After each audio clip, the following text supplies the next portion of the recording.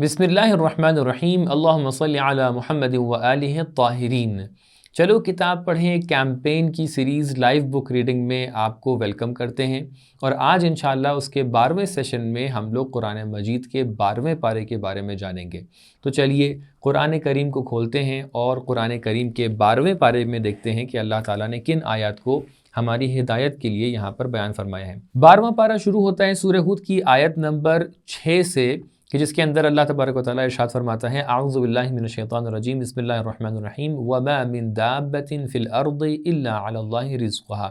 آپ کو معلوم ہے اللہ تعالیٰ نے ہر اس چیز کے لیے اس دنیا میں رزق لکھ رکھا ہے کہ جو ایک جاندار چیز ہے، تو لہٰذا یہاں پر اللہ تعالیٰ ارشاد فرما رہا ہے کہ کوئی بھی ایسی جاندار چیز نہیں ہے، لیونگ بینگ نہیں ہے، کہ جس کے بارے میں اللہ تعالیٰ نے اس کا رزق نہ لکھ دیا ہو۔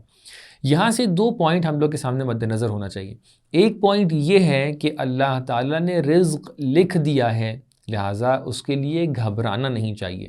کہ کہیں ایسا نہ ہو کہ ہم تک کہ رزق نہ پہنچے۔ دوسرا پوائنٹ یہ ہے کہ رزق لکھ دینے کا مطلب یہ نہیں ہے کہ رزق کو طلب کرنے کی ضرورت نہیں ہے۔ انسان کی روزی روٹی اللہ تعالیٰ نے بھلے ہی لکھ دی ہو، لیکن انسان کی روزی روٹی تب اس تک کے پہنچتی ہے جب وہ محنت کرتا ہے، جب وہ کوشش کرتا ہے، تلاش کرتا ہے۔ تو لہٰذا یہی علت ہے کہ ہم دیکھتے ہیں کہ معصومین علیہ السلام بھی اپنی زندگی میں انہوں نے ایک نمونہ عمل بن کر ہمیں یہ دکھایا کہ دیکھو معصومین علیہ السلام کے جن کے اختیار میں ولایت تکوینی ہے، مزید یہ کہ ائمہ طاہرین علیہ السلام کے گھر میں بہت سارے ایسے وسائل فراہم تھے کہ جن کے باوجود ان کو کوئی محنت کرنے کی ضرورت نہیں تھی، لیکن پھر بھی ہم یہ دیکھتے ہیں کہ ان تمام حضرات نے محنت کر کے، کوشش کر کے، مزدوری کر کے حتیٰ یہ بتایا کہ انسان کے اوپر ضروری ہے کہ اپنی زندگی میں محنت کے ذریعے سے رزق و روزی کو حاصل کرے۔ جیسا کہ ہم لوگ کے سامنے یہ حدیث ہے کہ عبدالاعلیٰ نامی ایک شخص امام صادق علیہ السلام کو دیکھتا ہے کہ امام صادق علیہ السلام بھری دوپہر میں گرمی کے وقت میں اپنے کھیت میں، جو وہاں پر بہرحال ان کا باغ تھا، کھیت تھا، اس کے اندر زحمت کر رہے ہیں، محنت کر رہے ہیں۔ تو اس نے پلٹ کر امام صادق علیہ السلام سے پوچھا کہ آپ کے پاس تو بہت سارے اختیارات ہیں، تو پھر آپ کو کیا ضرورت پڑ گئی کہ آپ اپنے رزق و روزی کو تامین کرنے کے لیے، اس کو مہیا کرنے کے لیے زحمت کریں؟ تو امام صادق علیہ السلام نے ارشاد فرمایا کہ اے عبدالاعلیٰ، میں اپنے گھر سے باہر آیا ہوں تاکہ اپنی محنت کے ذریعے سے اللہ تعالیٰ کی دی ہوئی روزی روٹی کو اور وہ رزق جو اللہ تعالیٰ نے لکھا ہے اس کو حاصل کر لوں، تاکہ میں اس رزق کے ذریعے سے تم جیسے افراد سے بے نیاز ہو جاؤں۔ کہنے کا مقصد یہ ہے کہ انسان کی طرف انسان محتاج رہے، یہ بہت اچھی چیز نہیں ہے، بلکہ انسان اللہ کی طرف محتاج رہے اور انسانوں سے اپنی محنت کے ذریعے سے بے نیاز ہو سکتا ہے۔ آگے ہم دیکھتے ہیں آیت نمبر 17 کے اندر اللہ تعالیٰ نے اس طریقے سے ارشاد فرمایا ہے کہ أَفَمَنْ كَانَ عَلَى بَيِّنَةٍ مِّن رَّبِّهِ وَيَتْلُوهُ شَاهِدٌ مِّنْهُ، یہ شاہد من کا جو ورڈ ہے یعنی پیغمبر کو ایک مستحکم دلائل دے کر اللہ تعالیٰ نے بھیجا ہے، اور ساتھ ہی ساتھ ان کے ساتھ ایک شاہد، ایک گواہ موجود ہے۔ متعدد روایات میں وہ گواہ کوئی اور نہیں بلکہ حضرت امیر کائنات علی ابن ابی طالب علیہ السلام ہیں۔ اس کے بعد ہم لوگ دیکھتے ہیں کہ آیت نمبر 23 کے اندر اللہ تعالیٰ اس طریقے سے ارشاد فرما رہا ہے کہ وَمَا كَانُوا، اس کے آگے ہم دیکھتے ہیں کہ اللہ تعالیٰ نے جناب نوح کے واقعے کو نقل کرتے ہوئے اس طریقے سے ارشاد فرمایا ہے کہ وَيَصْنَعُ الْفُلْكَ وَكُلَّمَا مَرَّ عَلَيْهِ مَلَأٌ مِّن قَوْمِهِ سَخِرُوا مِنْهُ۔ جناب نوح نے اللہ تعالیٰ کے حکم کے بیسس کے اوپر ایک کشتی کو بنانا شروع کیا کہ جس کے ذریعے سے تمام انسانوں کو اس پانی کے عذاب سے بچا سکیں۔ اس عذاب سے بچنے کے لیے جناب نوح نے ہر انسان سے یہ کہا کہ وہ ان کے اوپر ایمان لے کر آ جائیں اور ان کے ساتھ ہمراہ ہو جائیں۔ ساتھ ہی ساتھ جناب نوح نے اس کشتی کے اندر تمام جانوروں میں سے ایک ایک جوڑے کو اندر لے کے گئے تاکہ جانوروں کی نسل باقی رہ سکے۔ اور ساتھ ہی ساتھ جب جناب نوح یہ کام کر رہے تھے اور یہ کشتی بنا رہے تھے، تو بہت سارے ایسے لوگ تھے کہ جب بھی وہ ان کے پاس سے گزرتے تھے تو وہ جناب نوح کے اوپر ہنسنے لگتے تھے، ان کا مذاق اڑانے لگتے تھے۔ یہاں پر ایک بات یہ سمجھ میں آتی ہے کہ کبھی کبھی انسان حق کے راستے پر رہتے ہوئے ایک کام کر رہا ہوتا ہے تو بہت سارے لوگ کہ جو اس کے ساتھ ہمراہ نہیں ہونا چاہتے ہیں وہ لوگ اس کا مذاق اڑایا کرتے ہیں۔ تو اگر آپ کبھی سچائی کے اوپر ہیں اور صحیح کام انجام دے رہے ہیں اور کچھ لوگ آپ کے اوپر ہنس رہے ہیں، آپ کا مذاق اڑا رہے ہیں، تو بالکل بھی پریشان مت ہوئیے گا، بلکہ جناب نوح کو اپنے ذہن میں لے کے آئیے گا کہ سب لوگ ان کا مذاق اڑا رہے تھے کہ ایسی کوئی باڑھ یا ایسا کوئی طوفان آ ہی نہیں سکتا کہ جس کے اندر پوری دنیا پانی میں چلی جائے، لیکن ایسا ہوا اور لوگوں نے اس کی حقیقت کو دیکھا۔ اللہ تعالیٰ ارشاد فرماتا ہے کہ قال ان تسخروا منا فإنا نسخر منکم، اگر تم ہمارا مذاق اڑاؤ گے تو ہم بھی تمہارا مذاق اڑائیں گے۔ کہ اللہ تعالیٰ کہہ رہے ہیں کہ کبھی کبھی ہو سکتا ہے کہ ایک ایسا کام کہ جو بہت غلط کام نہیں ہے، اس کے اندر اگر دشمن آپ کے اوپر حملہ کر رہا ہے اس طریقے سے کہ وہ آپ کا مذاق اڑا رہا ہے، تو آپ بھی اس کا مذاق اڑا سکتے ہیں اور اس طریقے سے جو کام وہ کر رہا ہے اس کو ویسے ہی جواب دے سکتے ہیں۔ تاریخ میں ملتا ہے کہ جناب نوح نے 950 سال تبلیغ کی، 950 سال تک کہ اللہ کے راستے کو پہچانوایا، لیکن آخر میں جا کر شاید 8 یا 12 لوگوں نے جناب نوح کے اوپر ایمان اختیار کیا۔ لہٰذا ہمیشہ اس بات کا خیال رکھیے گا کہ آپ اگر سچائی کی طرف لوگوں کو بلا رہے ہیں تو شاید اس کی طرف آنے والے لوگ بھلے ہی کم کیوں نہ ہوں، لیکن آپ اپنی بات پر ہمیشہ مطمئن رہیے گا کیونکہ آپ حق کے ساتھ ہیں۔ اسی صفحے پر آیت نمبر 44 ہے سورہ ہود کی، کہ جو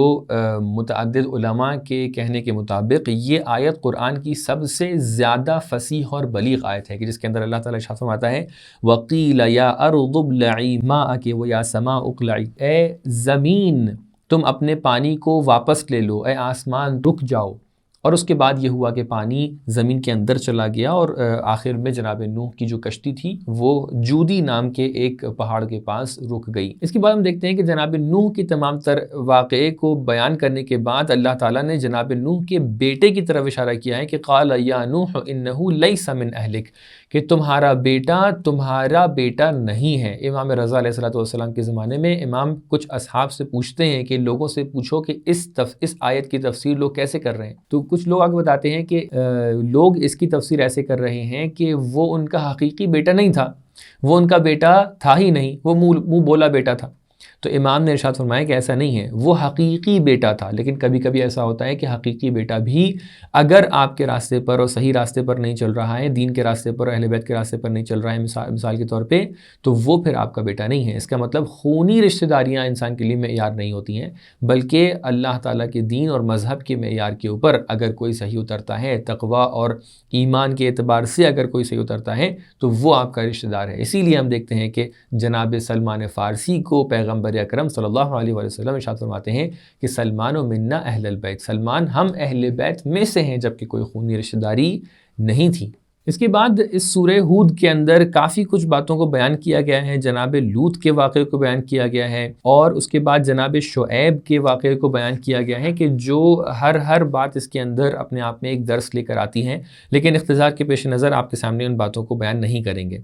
اس کے بعد ہم دیکھتے ہیں کہ آیت نمبر 107 کے اندر اللہ تعالیٰ اس طریقے سے ارشاد فرماتا ہے کہ خالدین فیہا ما دامت السماوات والارض، جو لوگ جہنم میں جائیں گے وہ بھی، اور جو لوگ بہشت میں اور جنت میں جائیں گے وہ بھی، ان دونوں کے لیے تعبیر یہ آ رہی ہے کہ یہ تمام کے تمام لوگ خالدین ہیں، ہمیشہ کے لیے وہاں پر رہیں گے، الا ما شاء ربک، لیکن جہاں پر اللہ تبارک و تعالی ارادہ کر لے کہ اس کے خلاف کچھ ہو جائے۔ تو لہٰذا جہنمیوں کے اندر بھی کچھ ایسے افراد ہوں گے کہ جو کچھ عرصہ گزرنے کے بعد ان کے گناہ ختم ہو جائیں گے، یا ان کو جو ہے شفاعت نصیب ہو جائے گی تو وہ پلٹ کر جنت میں آ جائیں گے۔ اور جو لوگ جنت میں ہیں ان کے لیے بھی اللہ تعالیٰ اس طریقے سے اعلان کر رہا ہے کہ جنت میں رہنا بھی اللہ تعالیٰ کے ارادے سے ہے۔ ایسا نہ ہو کہ وہ سوچے کہ ہم نے کچھ کیا ہے اور ہم نے ایک ایسا اچیومنٹ کیا ہے کہ ہم جنت تک کے پہنچ گئے۔ ہو سکتا ہے کہ ان کے اعمال ایسے نہ ہوں کہ جن کے بیسس پہ وہ جنت میں جا سکتے ہوں، لیکن اللہ تعالیٰ نے اپنی طرف سے لطف و کرم کیا ہے کہ وہ جنت تک کے پہنچ گئے ہیں۔ اس کے بعد ہم دیکھتے ہیں کہ اس سورہ کا اختتام ہے، اور اس کے بعد سورہ یوسف شروع ہو جاتا ہے۔ آپ کو پتہ ہے کہ سورہ یوسف ان بہترین سوروں میں سے ہے کہ جس کے اندر اللہ تعالیٰ نے جناب یوسف کی داستان کو، ان کی تاریخ کو بہت ہی ڈیٹیل طریقے سے بیان کیا ہے۔ عام طور سے اللہ تعالیٰ سوروں کو جب بیان کرتا ہے اور سوروں کے اندر انبیاء کی تاریخ کو بیان کرتا ہے، انبیاء کے قصوں کو بیان کرتا ہے، تو وہ اتنی مقدار میں بیان کرتا ہے جہاں تک کہ اللہ تعالیٰ کو وہاں پر کوئی پیغام دینا رہتا ہے۔ لیکن یہ ان معدود داستانوں میں سے ہے کہ جس کو اللہ تعالیٰ نے مفصل طور پہ بیان کیا ہے، اور مفصل طور پہ بیان کرنے کا مقصد بھی یہ نہیں ہے کہ یہاں پر اللہ تعالیٰ پیغام نہیں دینا چاہ رہا ہے، آپ کو انٹرٹین کرنا چاہ رہا ہے، نہیں، یہ کہنے کا مقصد ہے کہ اس داستان کے اندر پیغام کی مقدار اور ہر مرحلے پہ جو پیغامات موجود ہیں وہ بہت زیادہ ہیں۔ اللہ تعالیٰ نے جو تاریخ انبیاء بیان کی ہے اس کو اس طریقے سے ارشاد فرماتا ہے کہ نحن نقص علیک احسن القصص، کہ یہ تمام کی تمام تاریخیں احسن القصص ہیں، بہترین داستانیں ہیں جو تم بتا رہے ہیں۔ تو لہٰذا یہ تمام تر وہ حقائق ہیں کہ جو اللہ تعالیٰ نے بیان کیے ہیں۔ جناب یوسف کا جو سورہ ہے یہ ان کے نام پر ہے، اس کے اندر ان کی پوری زندگی کا تذکرہ ہے، لیکن ساتھ ہی ساتھ اس سورے کے اندر بہت ساری ایسی چیزیں موجود ہیں کہ جو ہمارے عقائد کے لیے ہمارے لیے درس ہیں۔ مثال کے طور پہ جناب یوسف اور جناب یعقوب کا جو تعلق رہا، جناب یعقوب کا گریہ کرنا، مثال کے طور پہ جناب یوسف کی بہت ساری تعبیرات، مثال کے طور پہ ایمان اور مؤمنین کے بارے میں جو سورہ یوسف کے آخر میں تعبیرات ملتی ہیں۔ تو لہٰذا بہت سارے دروس اس سورے کے اندر موجود ہیں کہ جو ہمیں اس کی طرف دیکھنا چاہیے اور اس سے درس حاصل کرنا چاہیے۔ بات یہاں سے شروع ہوتی ہے کہ جناب یوسف خواب میں دیکھتے ہیں کہ ان کے آگے 11 ستارے ہیں اور سورج اور چاند ان کے سامنے سجدہ کر رہا ہے، اور یہ بات آ کر وہ اپنے والد سے بتاتے ہیں، لیکن والد کیا کہتے ہیں کہ تم اس بات کو جو تمہارے لیے ایک راز ہے اس کو چھپا کر رکھنا۔ ایک اہم پہلو جو ہمیں یہاں سے سیکھ ملتی ہے وہ یہ ہے کہ انسان کو اپنے راز بہت ہی محفوظ طور پہ رکھنا چاہیے۔ حتیٰ رازداری جو ہے مومنین کی صفات میں سے ایک صفت ہے کہ مومن اسے کہتے ہیں کہ جو رازداری جانتا ہو، کیونکہ شیطان جو ہے انسان کا بہت کھلا ہوا دشمن ہے اور وہ بہت سے ٹائم پر انسان کے راز کو برملا کر کے اس کو بہرحال کامیابی سے دور کرنا چاہتا ہے۔ پھر یہ بات گزرتی ہے، جناب یوسف کے بھائی ایسا محسوس کرتے ہیں کہ جناب یوسف اور جناب بنیامین کو جناب یعقوب بہت اچھے سے چاہتے ہیں لیکن ہماری طرف توجہ نہیں کرتے ہیں، لہٰذا وہ اپنے والد کے پاس آتے ہیں اور کہتے ہیں کہ ہم جناب یوسف کو اپنے ساتھ لے کر جانا چاہتے ہیں اور ان کو ایک نارمل زندگی، بچپن میں جو زندگی ہوتی ہے کھیل کود کی، اس کو ایکسپیرینس کروانا چاہتے ہیں۔ تو لہٰذا یہ سب باتیں باعث بنی کہ جناب یعقوب نے بار بار اس بات سے انکار کیا کہ تم یوسف کو لے کر نہیں جا سکتے ہو، لیکن وہ لوگ لے کر آخر میں بہت اصرار کر کے لے کر چلے گئے، اور جب لے کر گئے تو جناب یوسف کے بارے میں وہ قصہ پورا آپ کو پتہ ہے کہ انہوں نے جناب یوسف کو مارنے کی کوشش کی، آپس میں بھائیوں میں لڑائی ہوئی، پھر ایک بھائی نے ان کو بچا لیا اور ان کو کنویں کے اندر پھینک دیا گیا۔ اور پھر کنویں پھینکنے کے بعد جب ایک وقت وہ آیا کہ جہاں پر کنویں کے پاس ایک گروہ آیا، قافلہ آیا، قافلے نے دیکھا کہ کنویں کے اندر ایک بچہ ہے، اس نے اس بچے کو باہر نکالا اور بچے کو باہر نکالنے کے بعد اپنے ساتھ مصر لے کے چلے گئے۔ دور سے یہ بھائی جو وہاں پر موجود دیکھ رہے تھے کہ یوسف کے ساتھ کیا ہونے والا ہے، انہوں نے اس واقعے کو مکمل طور پہ دیکھا اور جو ہے مطمئن ہو گئے کہ اب یوسف ہمارے درمیان نہیں ہے۔ جناب یوسف وہاں پر گئے مصر میں، عزیز مصر نے جناب یوسف کو خریدا اور اپنے گھر میں رکھا، اور اسی طریقے سے یہ بات آگے بڑھی اور یہ بات یہاں تک کہ پہنچی کہ جناب یوسف جب بڑے ہو گئے تو عزیز مصر کی زوجہ، بیوی جو زلیخا نامی زوجہ تھی، اس نے آ کر اظہار کیا کہ جناب یوسف کو ایک عمل حرام کی طرف دعوت دی، یعنی جناب یوسف کو ایک کمرے میں اس کے دروازوں کو بند کر کے عمل حرام کی طرف دعوت دی۔ لیکن جناب یوسف نے، جو یہاں پر تعبیر آئی ہے کہ اللہ تعالیٰ کا برہان دیکھا، برہان ربی، تو اللہ تعالیٰ کے برہان کو دیکھ کر، یعنی اللہ تعالیٰ نے جو دلائل ان کی عقل میں رکھی تھیں، جو دلائل ان کے سامنے رکھی تھیں کہ دیکھو حقیقت کیا ہے، حقیقت کے سامنے جو باطل ہے وہ کیا ہے، کیا چیز حرام ہے، کیا چیز حلال ہے، اس کی وجہ سے جناب یوسف نے اس حرام کام سے مکمل طور پہ انکار کیا، اور وہ دروازے کے جو بند تھے جناب یوسف اس کے سمت گئے اور وہ دروازے اللہ کے معجزے سے دروازے کھولے اور جناب یوسف نکل کر باہر آ گئے۔ لیکن بعد میں اسی زوجہ نے جناب یوسف کے اوپر الزام لگا دیا کہ وہ یہ چاہتے تھے کہ یہ عمل حرام انجام دیں۔ وہاں پر یہ پوری طریقے سے باتیں سامنے آئیں کہ کون یہاں پر ملزم ہے، کس نے آ کر اتنے گناہ انجام دیا ہے۔ تو وہاں پر ایک بچے نے آ کر گواہی دی، ایک بچہ کے جو گہوارے میں تھا، کہ جو بول نہیں سکتا تھا، اللہ کے فضل سے اس نے بولنا شروع کیا اور اس نے گواہی دی اور آ کر یہ کہا کہ اگر قمیص پیچھے سے پھٹی ہے تو اس کا مطلب یہ ہے کہ وہ عورت گنہگار ہے، اور اگر قمیص آگے سے پھٹی ہے اس کا مطلب یہ ہے کہ یہ مرد گنہگار ہے۔ اور دیکھا گیا تو جناب یوسف کی قمیص جو ہے پیچھے سے پھٹی تھی، لہٰذا اس طریقے سے کہا گیا کہ جناب یوسف گنہگار نہیں ہے۔ لیکن بہرحال اس کے بعد یہ ہوا کہ جناب یوسف کو اس عورت نے پھنسایا اس طریقے سے کہ دوسری عورتوں کو ایک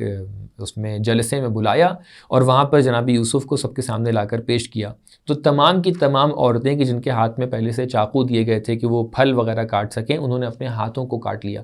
تو ان سب باتوں سے معلوم ہوتا ہے کہ جناب یوسف اس قدر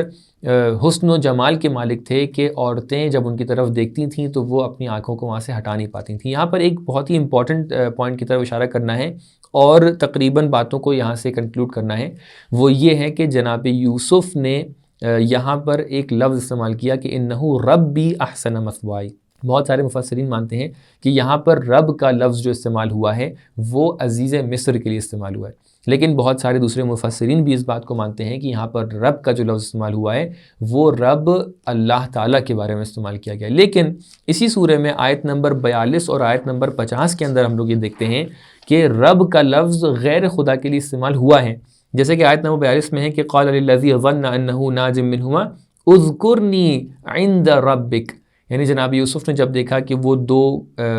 زندان میں جو قیدی تھے جب وہ آزاد ہو رہے تھے تو ان سے کہا کہ اپنے مالک کے پاس میرا تذکرہ کرنا۔ یا آیت نمبر 50 کے اندر دوبارہ اس بات کا تذکرہ ہوتا ہے کہ وَقَالَ الْمَلِكُ ائْتُونِي بِهِ فَلَمَّا جَاءَهُ الرَّسُولُ قَالَ ارْجِعْ إِلَىٰ رَبِّكَ۔ یہ دونوں کے دونوں ایسی جگہ ہیں جہاں پر رب کا لفظ جو ہے غیر خدا کے لیے استعمال ہوا ہے اور خود قرآن اس بات کو استعمال کر رہا ہے۔ یہاں پر ایک بات کو کلیئر کرنا بہت ضروری ہے کہ رب کا جو ورڈ ہے وہ اصل میں اس معنی میں کہ جو بھی شخص انسان کی پرورش کرتا ہے، اس کی تربیت کرتا ہے، یا ساتھ ہی ساتھ اس کا معنی یہ ہوتا ہے کہ جو شخص ایک چیز کا مالک ہوتا ہے اس کو بھی رب کہا جاتا ہے، ربۃ البیت مثال کے طور پہ گھر کا مالک وغیرہ وغیرہ۔ لیکن جب رب کو ہم بغیر کسی کنڈیشن کے استعمال کرتے ہیں، جب ہم بغیر کسی نسبت کے استعمال کرتے ہیں تو وہ رب عام طور سے ہمارے ذہن کس کی طرف جاتے ہیں؟ اللہ تبارک و تعالیٰ کی طرف جاتے ہیں۔ تو لہٰذا یہاں پر ایک سینٹیمنٹ کی بات پیش آتی ہے کہ جب ہم رب کو وداؤٹ اینی کنڈیشن استعمال کرتے ہیں تو وہ صرف اور صرف اللہ تبارک و تعالیٰ کی طرف ذہن جاتا ہے۔ تو اب اگر سامنے سمجھنے والا رب کے ورڈ سے اللہ کو سمجھ رہا ہو اور ہم اپنے ذہن میں رب کا ورڈ کسی اور کے لیے استعمال کریں، فرض کیجئے ہم نبی کے لیے استعمال کرنا شروع کر دیں، فرض کیجئے ہم امام علی علیہ السلام کے لیے کہنا شروع کر دیں، فرض کیجئے ہم ائمہ طاہرین کو ارباب کہنا شروع کر دیں یا رب کہنا شروع کر دیں، تو اگر سامنے والا سمجھنے والا مکمل طور پہ سمجھ رہا ہے کہ نہیں اللہ کے بارے میں بات ہو رہی ہے اور آپ اپنے ذہن میں کسی اور کے بارے میں سوچ رہے ہیں، تو یہ صحیح مقام اور صحیح استعمال نہیں ہے۔ اس لیے بہتر یہی ہے کہ اگر آج کے زمانے میں رب کا لفظ بغیر کسی قید و شرط کے اللہ تبارک و تعالیٰ کے لیے استعمال ہوتا ہے تو اس کو صرف اللہ کے لیے استعمال کریں۔ حالانکہ لغوی اعتبار سے آپ نے دیکھا کہ میں نے اگزامپلس پیش کیے کہ یہ غیر خدا کے لیے بھی استعمال ہو سکتا ہے۔ اس کے بعد جناب یوسف کا قصہ آگے بڑھتے ہوئے اس طریقے سے بیان ہوتا ہے کہ زوجہ عزیز مصر ان کو زندان میں یعنی قید میں ڈال دیتی ہیں اور قید میں وہ رہتے ہیں۔ وہاں پر کچھ لوگ ہوتے ہیں، پہلے سے 2 قیدی اور بھی آتے ہیں وہاں پہ کہ جو کچھ دنوں بعد خواب دیکھتے ہیں، اپنے خواب کو آ کر جناب یوسف کے سامنے بیان کرتے ہیں۔ جناب یوسف ان کے خواب کی تعبیر ان کو بتاتے ہیں کہ تم میں سے ایک شخص جا کر عزیز مصر کا ساتھی بن جائے گا اور ایک شخص ایسا ہوگا کہ جو جا کر اس کو پھانسی پہ چڑھا دیا جائے گا۔ تو جو بادشاہ مصر کا جو بادشاہ تھا اس کا ساتھی بن جائے گا۔ اس سے جناب یوسف یہ کہتے ہیں کہ جب تم زندان سے باہر نکلنا اور قید خانے سے باہر نکلنا تو جا کر بادشاہ کے سامنے میرے بارے میں تذکرہ کرنا۔ یہ بات گزر جاتی ہے اور اس کے بعد ایک وقت وہ آتا ہے کہ جہاں پر جناب یوسف ابھی قید خانے میں رہتے ہیں، وہ شخص جا کر بادشاہ مصر کا ساتھی یا اس کا خادم بن جاتا ہے، اور خادم بنتے ہوئے ایک دن ایسا آتا ہے کہ جب بادشاہ مصر نے ایک خواب دیکھا ہوتا ہے اور وہ اس کی تعبیر چاہتے ہیں، تو مصر کے تمام تر جو معبرین ہوتے ہیں، تعبیر خواب بیان کرنے والے ہوتے ہیں، ان کو جمع کیا جاتا ہے۔ سب یہ کہتے ہیں کہ آپ کے خواب جو ہیں ان کا کوئی خاص معنی نہیں ہے، یہ سب کے سب خواب بغیر معنی کے ہیں۔ لیکن وہیں پر جو یہ خادم ہوتا ہے اس کو یاد آتا ہے کہ قید خانے میں جناب یوسف موجود ہیں کہ جن کو تعبیر خواب بہت اچھے سے آتی ہے۔ یہ سب لوگ جناب یوسف کے پاس پیغام بھیجتے ہیں، جناب یوسف اس خواب کی تعبیر کو بیان کرتے ہیں کہ اس کی تعبیر یہ ہے کہ 7 سال تک کے آپ کے پاس نعمتوں کی فراوانی ہوگی اور 7 سال تک کے آپ کے اوپر ایک سوکھا پڑے گا، قحط پڑے گا۔ تو لہٰذا بادشاہ کو یہ تعبیر بہت اچھی لگتی ہے۔ یہ باعث بنتا ہے کہ جناب یوسف کو وہ قید خانے سے باہر لے کر آئیں، جناب یوسف کی بات کو سنیں اور وہاں پر آ کر یہ فیصلہ ہوتا ہے اور یہ بات سامنے آتی ہے کہ زلیخا کی غلطی تھی نہ کہ جناب یوسف کی، کہ جو ان کو قید خانے میں ڈال دیا گیا۔ اور اس کے بعد پھر دھیرے دھیرے جناب یوسف کو دوسرے مقامات ملنا شروع ہو جاتے ہیں کہ جو انشاءاللہ آگے والے پارے میں آپ کے سامنے بیان کیا جائے گا۔ یقیناً جناب یوسف کا یہ قصہ ہر قدم پہ ہمارے لیے درس ہے، کس طریقے سے جناب یوسف نے اپنے قید خانے میں صبر کیا اور اللہ تعالیٰ نے اس کی جزا دی، کس طریقے سے جناب یوسف کو اللہ تعالیٰ نے علم میں تعبیر خواب دیا، کس طریقے سے جناب یوسف اگر ایک مقام تک کے پہنچ رہے ہیں تو بغیر سختیوں کے نہیں پہنچ رہے ہیں، کس طریقے سے جناب یوسف کو سامنے لانے کے لیے اللہ تعالیٰ نے وسائل فراہم کیے۔ تو لہٰذا ہر انسان اپنی زندگی کے لیے سختیاں اگر ہیں تو جناب یوسف کی یاد کر سکتا ہے۔ اگر اس کو یہ محسوس ہوتا ہے کہ اس کے پاس کچھ کوالٹیز ہیں تو وہ اللہ سے دعا کر سکتا ہے کہ میرے پاس وہ کوالٹیز ہیں کہ جو میں دنیا کی خدمت کر سکوں، تو اللہ تعالیٰ خود وسائل فراہم کرتا ہے، اس کی کوالٹی سب کے سامنے آ جاتی ہیں۔ تو لہٰذا قرآن کا یہ احسن القصص آپ کے سامنے موجود ہے کہ جو ہر قدم پہ آپ کے لیے ایک درس بن کے آتا ہے۔ انشاءاللہ امید ہے کہ یہاں تک کہ آپ کو تمام تر تفسیری نکات سمجھ میں آ گئے ہوں گے، اور انشاءاللہ اگلے سیشن میں آپ کے سامنے سورہ یوسف کے کنٹینیویشن کو بیان کیا جائے گا۔ والسلام علیکم ورحمۃ اللہ وبرکاتہ۔